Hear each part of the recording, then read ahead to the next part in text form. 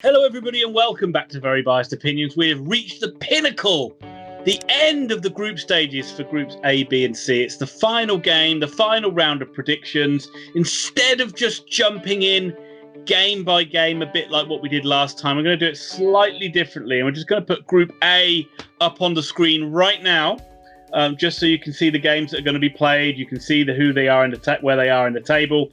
At the moment, we've got Italy top with 6 points, Wales with 4, Switzerland with 1, and Turkey sitting bottom with 0. So let's start with the game where it's kind of both must win for both sides, Tom.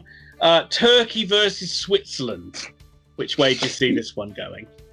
I have been immensely unimpressed with this Turkey side. So many of the Turkish fans wrote into us on our predictions, telling us how great this Turkish side was. And I think, Ian, you gave them the benefit of the doubt after game one because they came up against a very efficient Italian side, but Wales made light work of them. Yeah, they've been really disappointing. You expected a reaction. I wasn't sure you'd get a reaction. I thought they'd be better.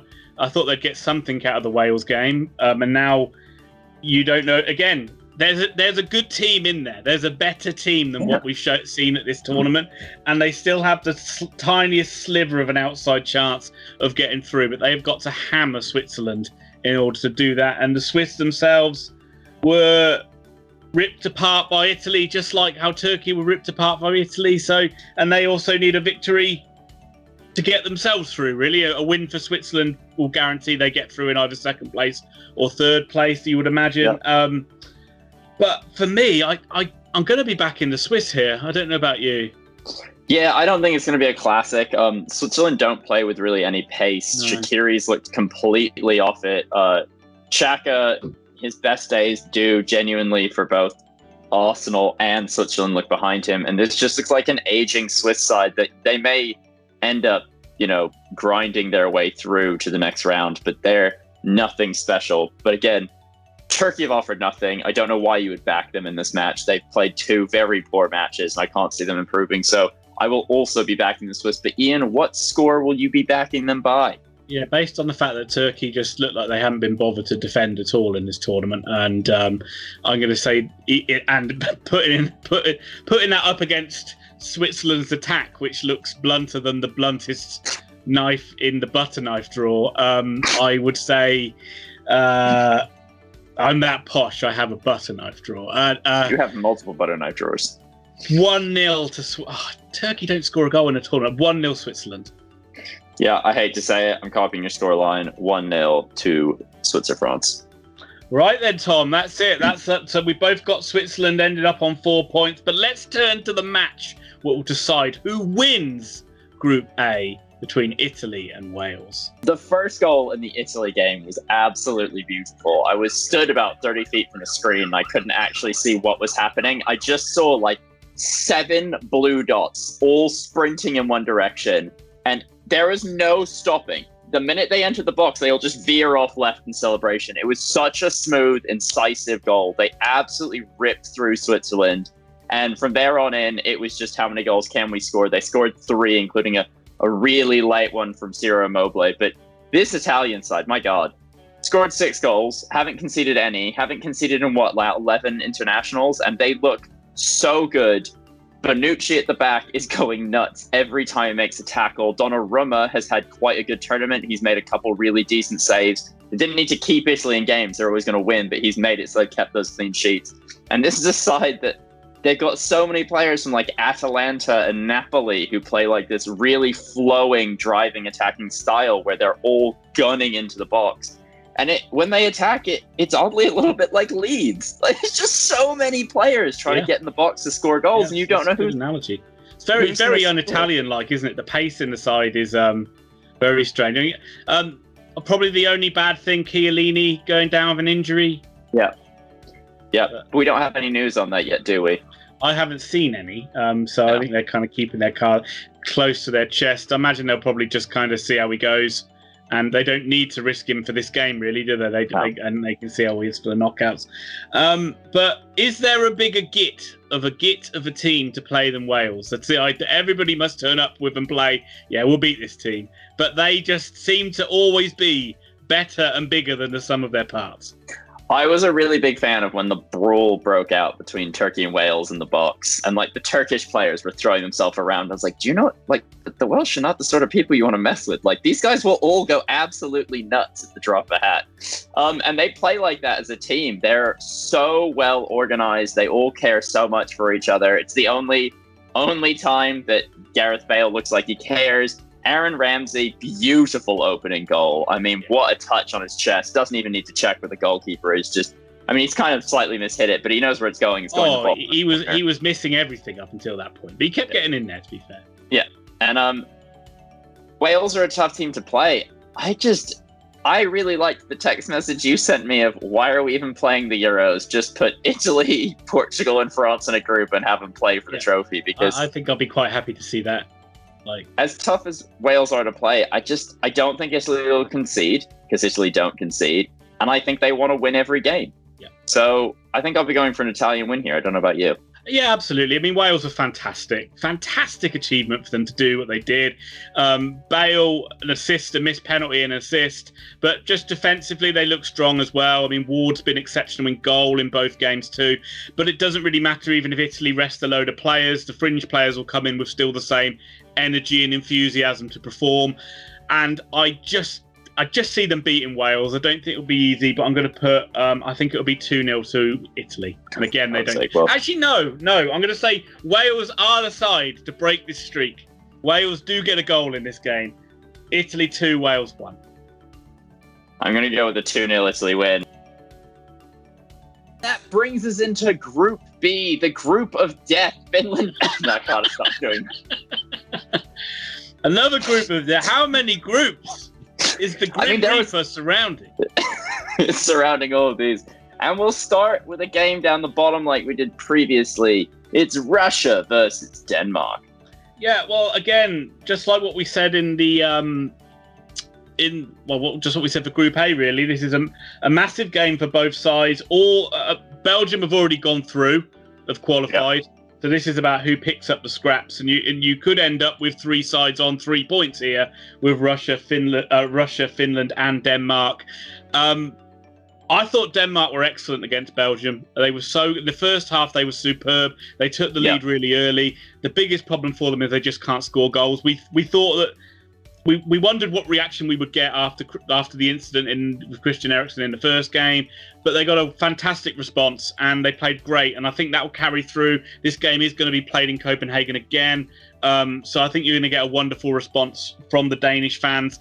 And I don't think Russia are going to be able to handle them. They look better when they played Finland, but they still, for me, they haven't got enough cutting edge and they're not good enough at the back to keep this Denmark side out, and I see Denmark getting a win here, and just basically meaning it's about who got the best goal difference out of those 3 sides. Yeah, I was really impressed by Denmark. Even in the second half, they were kind of restricted to deeper shots, but they still created chances for themselves. It was a really great reaction from all of them. I mean, it was just outstanding quality that won the game for Belgium. I'm not sold by Schmeichel's goalkeeping for the Hazard goal. But not the Hazard goal, but the De Bruyne goal. He's like 20 yards out and beaten on his near post. And I'm like, he's hit it hard, but Schmeichel's nowhere near the ball. When you watch a slow motion replay, it doesn't like he dives without his hands. Yeah, it's football. I'm not like, we all know Kasper Schmeichel's a quality goalkeeper, but it's just unfortunate that like looking at that, I'm like, Denmark could have gotten that 1-1 result, and that 1-1 result could have been what ends up taking him through, because they're going to beat this Russian side because Russia offer almost nothing. I thought they were lucky to beat Finland. Finland's disallowed goal in that match was by a matter of inches, and it was such a beautiful diving header. I wish they'd allowed it to stay. Plus, Finland going through on 6 points in this group would have been unheard of. But I'll go for a Denmark victory. Russia don't look great. 2-0 to the Danes. Yeah, I'm going to match your score there. That's exactly what I was thinking. I think Denmark will win 2-0. That will put Denmark on 3 points with a level goal difference, and meaning that Finland need to get something out of the Belgium game, Tom. But do you think they will? Yeah, it's going to be a really tough game. I've been impressed by Finland in their game against Russia. They were really good in the first half. Like, genuinely, they fashioned a couple chances. They're quite industrious. They they do have an end product, which I didn't realize they were going to have. Like the cross and the header they scored that was chalked out for offside was just it was a great goal, and it was a really good move. And you kind of saw that against Denmark in the first match, where they can play decent football, they can get the ball in the back of the net. Denmark, even with what happened, are not a easy side to beat. So that all being said, they're getting nothing against Belgium. Yeah, they're not. And but Martinez will shuffle the pack. We've seen him do that in the last World Cup. When they had a chance to rest players, he took that chance. So that will be what Finland will be hoping for, that they can play a Belgium reserve side and get the point. They need a point. They only need a point in the game. It's a massive point for them if they can get it, which is why they'll be so kicking themselves that they didn't get something out of that Russia game, I think. I think those Belgian backup players, again, what we said about the Italy ones, they'll still want to come in and impress, and I think they will. I think that Belgium will win this game, and it will be Finland and Russia who end up going out, and amazingly, it'll be Denmark who end up going through with a level goal difference and 3 points. That's what I'm going for. I think it will be. I don't see Finland scoring. I'm going for Finland 0, Belgium 2. Oh, for God's sake! Well, we're matching each other in this group. Note for note, it's 2-0. I think Lukaku still plays. I think Lukaku is too strong for Finland. I think De Bruyne may get a start here. They were rubbish in the first half against Denmark, and that was partly down to the Danes playing great, but a lot of it down to the Belgium looking really bad, and they looked really bad when they didn't have De Bruyne on the pitch. Lukaku looked fantastic. Every time he looks double the player he looked when he was in the Premier League. So much better. Now that they put that belief in him that like he's the man and he's the star, he wants to carry the weight of the world on his shoulders by the looks of things. He's dribbling now. Yeah. He's dribbling around players. You're like, where does this come from? And the movement for the 2 goals was exceptional, and it was all set up for. And really, that all came about from De Bruyne being on the pitch. Makes such a difference when you can get him on there. And I think he'll start this game because they need him to be fit for the round of 16 and after that. And the only way he's getting fit is playing. Yeah, I think so too. But, there's still vulnerabilities with them at the back. So there'll be bigger tests to come for Belgium. But yeah, I think we both got them going through with maximum points. And finally, for this round of predictions, we enter Group C and we look at the Group of Death. It's never going to get old. Quite honestly, it will never get old. I want to look at the Yarmolenko show because, honestly, when he plays for Ukraine or he plays in European competition in any way, he's absolutely unplayable and looks awesome. He gets tons of chances for the Ukraine. He puts them away. He's clearly a figurehead for the side. He's the second highest scorer since Shevchenko. Well, the highest scorer since Shevchenko and the second highest score they've ever had. And again, I'm really impressed by this side. North Macedonia are not an easy team to play, and we're starting to see that. We're starting to see how well drilled they are, how they stick together, how their goalkeeper is actually quite good, how defensively they're really good at last-ditch tackles in this. They are a very good unit. But Ukraine, especially in the first half, made light work of them. They were up 2-0, Yarmolenko, multiple chances, and you did think Ukraine were going to run out like 4 or 5-0 winners. Now Macedonia did well to keep the 2-0 in the second half. They got their goal. But Ukraine never looked, I thought, in danger of losing the result or of not being able to get another goal. And I've been really impressed with them. And I think that Austria are going to have a really hard time against them in this game.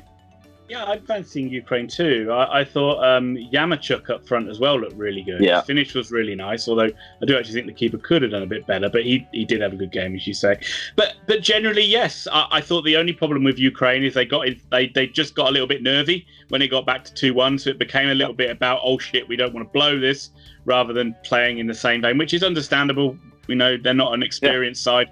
And I also think that they are going to take this game to the Austrians, and I thought Austria were decent against North Macedonia. They were tidy, but against Holland, you really saw the lack of pace. You really saw the lack of quality, and Holland were really able to kind of just hold them at bay without really too much of a sweat. And it was a game where Austria really just let it pass them by. A draw for both sides would probably likely take both sides through. So you could see a bit of a gentleman's agreement here. Although I'm not sure. What do you think? I don't think the Ukraine, and I don't think Andrei Shevchenko. What do you think about those sneaky Ukrainians probably doing backhanded deals?